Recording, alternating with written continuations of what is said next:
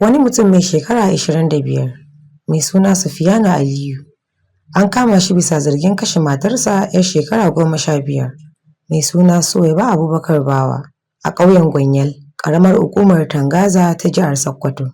Rahotanni sun nuna cewa Aliyu ya samu saɓani da matarsa wanda ya rikide zuwa faɗa, inda ake zargin ya caka mata wuƙa har ta rasu a ranar 27 ga watan Oktoba. Lamarin ya girgiza al'ummar yankin.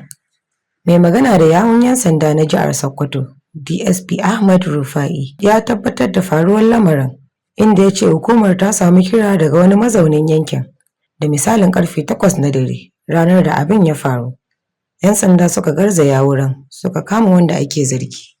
An kama Aliyu kuma an samu wukar da ake zargin ita ce makamin da aka yi kisan da ita. An kai gawar marigayiyar asibiti, inda likitoci suka tabbatar da rasuwarta. Rufa'i ya ce wanda ake zargi ya amsa laifinsa. An miƙa shari'a ga sashen binciken manyan laifuka na jiha SCID domin ƙarin bincike, kuma an gurfanar da Aliyu a kotu domin ci gaba da shari'a.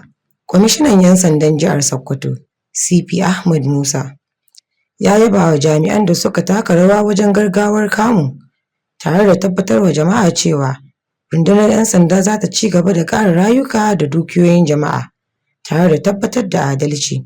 Daga birnin Kebbi, Aisha Aliyu Mai Gwaza, Skylight Media 101.